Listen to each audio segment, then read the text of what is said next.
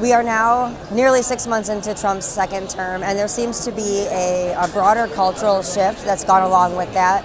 What do you think's been going on? Do you think that conservatism is becoming more kind of mainstream in that way? Society, skirts can eventually only get so short before there are no skirts anymore. And what do after that? Long skirts become popular again that touch the floor, right? So the pendulum We've ripped our swings. skirts off. The pendulum has swung. Everybody's danced around naked for the past however many years, and it's time to put some clothes on and have a moral compass again. So I do believe that also people are so tired of being battered and beaten up in our country with all the misinformation coming out from every angle, that people are tired of fighting at each other, biting at each other, and people are ready to come together. And any kind of input that unifies, be it good music, good food, good entertainment, I think that's what people are going to turn to now. Do you think that the entertainment industry itself has also kind of shifted in the wake of Trump's landslide victory, which was a clear indication that American voters, given that not only did he win the Electoral College with the popular vote and every swing state in the nation as well, kind of a message from the American people that they're kind of done with the woke cancel culture thing. Do you think the industry's kind of woken up to that? Are they changing anything at all? Yeah, I think they've woken up. I think they realize they're in big trouble and that they stepped too far in the wrong territory. That being said, it's a business, and so people will go where the dollar is, but the dollar just so happens to be in a different place at this point, and I think they're wise to that. There is a whole section of our country that's in between New York and California that has a voice, and they've spoken very loudly. Yeah, so for the first time, it seems like they're starting to notice that. Yes. So what advice would you give to maybe young conservatives who are interested in that area but always thought that it only belongs to people of the left and the creative world? Well, look, if the people are if the platforms, Disney or any other network is unable or doesn't want to make good family-friendly content anymore, then all that means is that the lane is wide open. Just build a car and drive on it. I'm fine with get off the road. Let us take it from here. I'm happy with that. There are so many good people that are conservative or Christian or just have family values and that want to make entertainment, that are talented and gifted. The key is take your talents that God has given you and lean in full throttle. You were canceled before for conservative views, but now you have something else coming up. What's next on the agenda for you? So the cancellation didn't work. Contrary to popular belief, they can't wave a magic wand and make people disappear.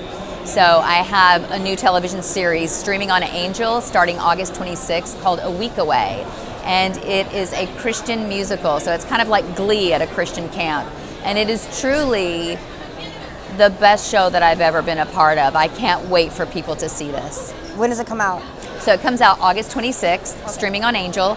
And there was a movie that did really well on Netflix called A Week Away. And that was kind of the foundation for this. And so it did so well that they decided to make a television series about it. And that's what this is. Trump's been in office for nearly 6 months. How would you rate his administration so far? A lot of promises were kept and a lot were broken. I'm sorry, but there is not a single circumstance I could think of where you'd get me to justify covering up pedophilia. That's where I stand on it. That is my thought on it. So when he says, "Are you done with that?" my response would be, "No, Mr. President, I'm not done asking questions on that. I think my question is, why are you?" But that's the great thing about Trump, I believe, is that he seems to be a man who's opening to listen to the people. It's just that when things like that happen, look, he's in a higher place than me. He knows things that I don't know, obviously. Is there a way to protect people? Is there a threat that's been made? I'm not sure, but when it comes to protecting children, that is the ultimate number one thing that you protect. Do you think maybe with all this, the speak of, Pam Bondi and Bongino, seems to be something's going on, there's maybe movement going on in the background? Do you think anything? Yeah, I look at situations like that and I don't have the answers, but I do have a lot of questions. Why is this being fought in the public eye? Trump knows what's going on. Why has he not interfered? Are these people really against one another? Or are they on the same page? Is this theatrics? Is there a purpose to it? I just have a lot of questions, but something about it just really doesn't make sense. So you're at the Student Action Summit, yes. Turning Point USA. What is your message to the students on stage? So last year I spoke about cancel culture at the TPUSA events, and this year what I'm doing is really giving courage and strength to this generation. They've been beaten up by older generations, that Gen Z is the downfall of our world, when the truth is all of us that are here, we made the mess way before they got here. Their job is going to be the rebuilders, the renewers. I believe in them. I believe in certainly the ones that are involved with TPUSA. What a great movement of kids that want to do the right thing and speak the truth. They're responsible for our future. This is not the decimation of our country. They are not the nail in the coffin. It's quite the opposite. They are going to be here to help birth and shepherd in a renewal. What's your reaction to the younger people? They're drinking less alcohol. They seem to be adopting more of like the healthier lifestyle in general. They're, big supporters of RFK and the Maha movement and everything.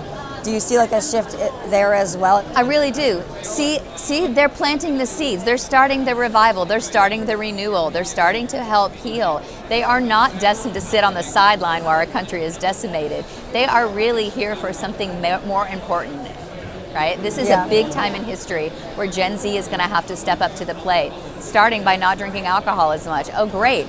Let's make, I love a skinny margarita. I haven't had a drink in over a year because it's not good for you. I hate that. That's not super fun. It doesn't make me super hip and cool for my slogan to be, I haven't had a drink in over a year, because it's just bad for you.